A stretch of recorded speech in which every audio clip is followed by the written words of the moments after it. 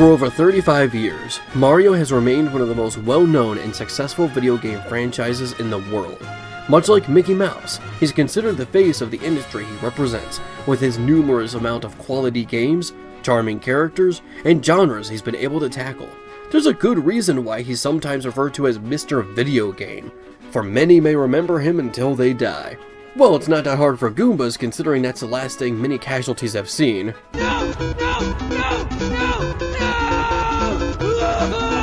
He's gone through the seas, the world, and even space itself to save the day, fighting in dreams, alongside dinosaurs, and even against other characters as iconic as him. My god, the jumping will never stop. Please make it stop. There's not much Mario hasn't done. Well, there is one actually, and that, my friends, is horror. Many would argue that a Mario horror game couldn't work, as the series is meant to be family friendly. I'll say that to Goosebumps, Courage the Cowardly Dog, and Five Nights at Freddy's. Horror can work for kids, because some kids just like to be scared. But I can understand if it doesn't fit Mario, but I think some fans would gladly disagree. In fact, many have gone out of their way to create horror games inspired by the series. And that's what we're talking about today. Now to clarify, we already have a Mario horror game list on the show, so consider this one a sequel. But that also means that every game from that list will not be in this one. If you believe we missed a certain game, then it's very well possible that it has already been talked about in the first video. So please, no shrieking in the comments. Well, not angry shrieking at least. It's a horror video, for God's sake. If you'd like to see the first one, then go to the link in the description, link in the top right, or wait until the end of the video to click the end card. With that being said, welcome to Cackling Pumpkins, and these are 5 more Mario horror games.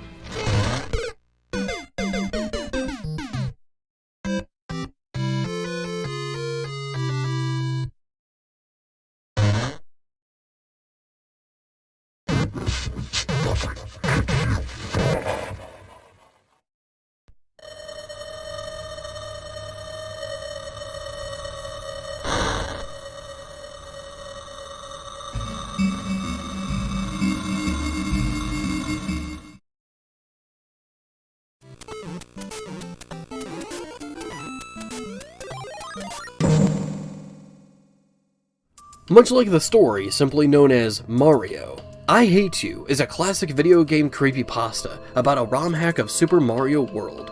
Much like other stories, like Mario and Sonic.EXE, someone made a real game out of it. Well, there's actually 2. One is a .exe file that plays like many other EXE games, and the other is a SMC file, a ROM file which can be played on emulators such as ZSNES. The version you're seeing here is the SMC version. The game puts you at the last level before you enter the final world, Sunken Ghost Ship. The entrance seems normal until you get to the yellow pipe needed to progress through the stage. It is being guarded by an eyeless static Boo. But there is a way to continue, as a key is put right over top of him, right next to a keyhole. You return to see the world map change. The Bowser-shaped cave now has red eyes bleeding into the oceans of Dinosaur Island, as a level opens right next to it called, "Oh God, no!" Even Mario's expression on the map has changed to appear as if that Mario is shocked by this, like he knows something that we don't. That level starts with you inside a cave that's barely big enough for small Mario to run through. More of these eyeless Boos are surrounding you, but none dare to approach. I mean, how could they? They don't even have any eyes to follow you with. And yet, they still turn to face you when you pass them. Running through the stage causes a bonsai bill with wide open bleeding eyes to fly towards you, but you gain invincibility as soon as it gets too close. Now you can charge through and ignore all the eyeless Boos and bleeding bonsai bills and big Boos with warped faces. The next section has you in a slightly bigger area that's completely underwater. Thwomps covered in blood are mindlessly slamming to the ground, even though Mario has yet to get near them. The blood on the ground implies they had already had a slaughterfest that even the greatest 80s slashers can't rival. But you still have your invincibility, so you can go through them with no problem. Then there's a hall of spikes, which seems normal enough, until you see blue, dead Marios punctured on the spikes. Once you pass them, they immediately give chase, but not only are you still invincible, they don't seem to be affected by you or the star power, they just swim around you. So, hey. How are you guys doing? Being dead, I see. as you see a large red door you would normally see before a boss fight. But there's also this strange mushroom with a realistic face sitting next to it, and it seems to be the only real threat so far, as touching it instantly kills you. As you return to the map, you see that the entire ocean is now blood red, and even the rest of Dinosaur Island was given a gory makeover. Once you return to the red door and enter it, Mario walks forward and looks in the distance, seeing a strange shadowy figure watching him. I always wondered what this thing was supposed to be. Is it Bowser? Is it some horrifying monster? Is it those staring figures that you can see hidden in Super Mario Galaxy? I don't think we've ever been given an answer, but there's no time to dwell on that as Luigi steps in. Hey Mario! You thought Koopa worked alone? As a boss fight begins, both you and your brother are given Mega Man X-styled health bars as a fiery fight plays out. Once the fight is over, Luigi falls to his knees as Mario is given a super cape. The only option you are given is to spin at Luigi, knocking him into the lava as he exclaims, "Oh God, no!" The game ends with a similar screen to the ending of Super Mario World, but now Mario has a look of anger, Peach is in tears, and Luigi is burned all over his body. Hey Mario, look what I made! That's a charred body, Luigi. You didn't make it. I hate you.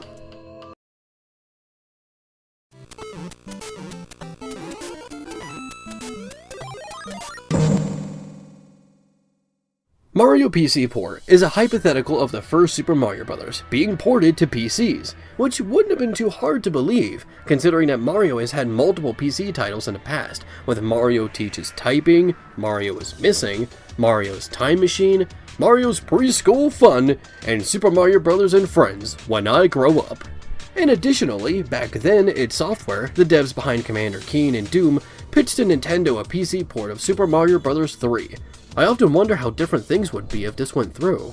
But anyway, the game comes with an old monitor-styled filter. One thing you will notice is that you don't play as Mario, you play as Luigi at the start of the game. After taking your first few steps, the game goes to static for a moment, and when it comes back, all of the mystery blocks are empty, leaving you weak and alone. A strange face that looks like a twisted Mario giving off a grin calls out to the player, calling them Lucas.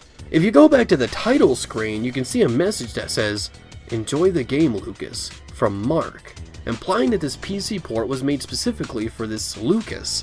And this is one hell of a gift, as once the face disappears, all of the enemies are gone, and the sky turns black. Once you've made it to the end of the level, you see the flag is torn down, and Mario is standing by a scared Toad. He transforms into this grotesque version of himself, and kills the Toad. He looks in the distance to see Luigi, and gives him chase. You must now run to the beginning of the stage as Mario chases towards you. The entire level transforms, as the clouds have faces, and the hills have eyes. And no, that was not meant to be a reference to the horror movie The Hills Have Eyes. It's just that here, the hills literally have eyes, okay? The level changes structure, as now there's a bottomless pit, with blocks put all over the top of it. This Mario falls, and for a moment, the chaos ends. There is silence. But he quickly jumps out, giving a warped version of his traditional wahoo! Once you make it to the pipe in the beginning, the face returns, giving an eerie message that the game is far from over. And this wasn't just meant to be a vague threat, as this is only the demo to what could easily become a bigger nightmare.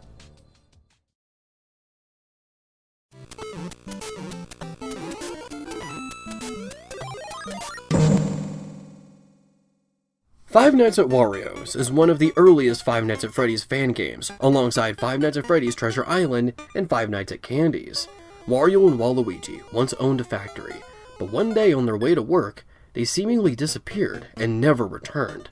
Mario and Luigi go into the building to look for them, and they also disappear, as Princess Peach soon follows looking for Mario. The factory shuts down, but sometime later it reopens, and you play as a new night guard. Just like the original Five Nights at Freddy's, you must manage your power, use security cameras to keep an eye on the monsters, and survive till 6 AM. The monsters in question are warped versions of the same Mario characters who entered the factory and never left. They seem to be altered versions of existing 3D models.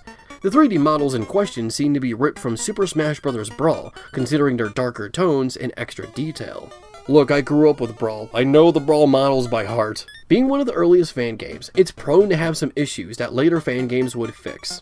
given some jank here and there and maybe some strange visuals, but overall, it's a pretty fine experience when you consider that this is one of the earliest FNAF fan games. But it does have one of my biggest gripes from fan games: the dreaded, horrible, and unforgivable. Hello? Hello, hello? Hello? Hello, hello? Look, I understand that these games are meant to be a homage to FNAF, but that doesn't mean that you have to do the hello, hello, hello bit. Majority of the time, it comes off as forced and unnecessary and annoying. It was a unique quirk for Phone Guy. How can it be a unique quirk if everyone tries to mimic it? Yeah, that's a minor complaint, but I'll still complain about it because I'm a bitter bitch. But anyway, the game is pretty alright, and has other installments too. So check those out if you'd like.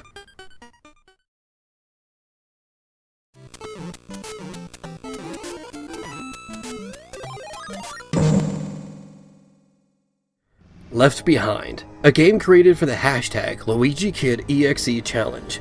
The game is modeled after the remake of Super Mario Bros. In the Super Mario All-Stars collection, released on the Super Nintendo. Getting halfway through level 1-1, the game freezes as Luigi appears in the dark. Did you already forget about me?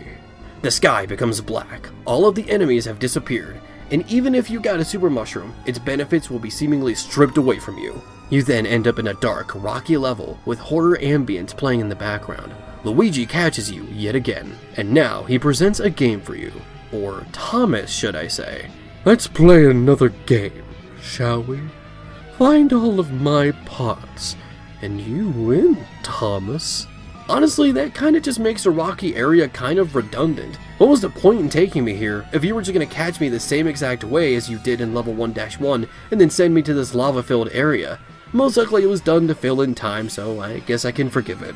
Well, anyway, now you must find all 3 of Sophie's parts. Every time you do, you'll be chased by this flying Luigi. How you avoid him is that you must hide behind trees until he leaves, but you must hide behind a white tree, for there's a great chance he'll catch you if you don't.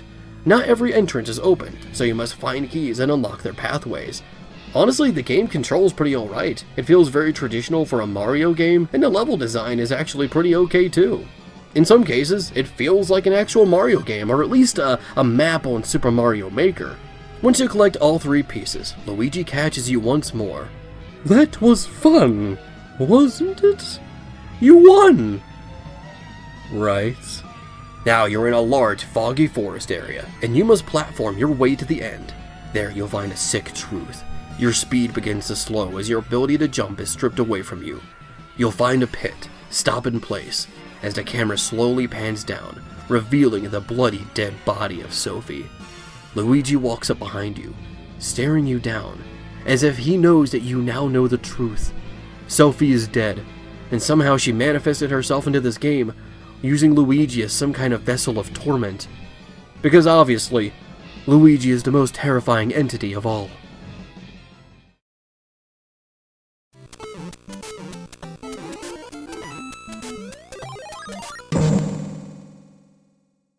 Now this is a step in the right direction for what a .exe game can do.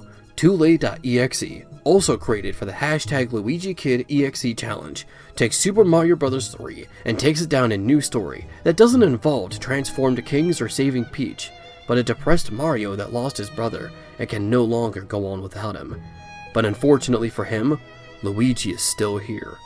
This tall, slender Luigi with a gaping mouth torments the already saddened Mario by sending him into a whole new world of Mario 3. When I said that this game is what a .exe game can really be, I meant it. Each level actually feels like a level in a video game, and not just a straight long path or random platforms with no obstacles. There's even a lot of variety here too. The first new stage is a black forest, with a depressing piano in the background. You jump around collecting coins as per usual, but now Luigi will appear behind you, and if you let him get too close, he'll kill you.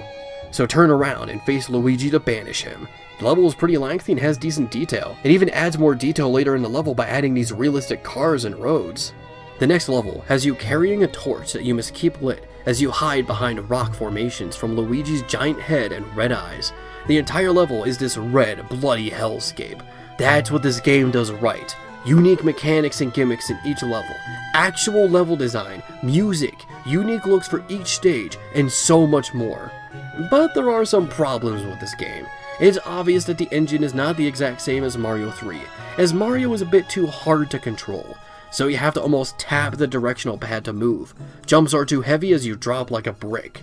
Also, if you get a game over, you have to do the whole thing over again. No, not the level, not the dark world, but the entire game. This wouldn't be so bad, but it makes it a lot more difficult with these infuriating controls. But that's the only real problem, actually. I guess a tiny nitpick I have is the use of the default text rather than a pixelated font. A bit more time in the oven will do wonders for this game. And despite that, I still think that TooLate.EXE is one of the best EXE titles, and other EXE developers should be looking at this title as an example. Thank you for watching, and I hope you enjoyed the video. This has been Cackling Pumpkins. Your connection will be strange. I hope you enjoyed the video especially, Lucas.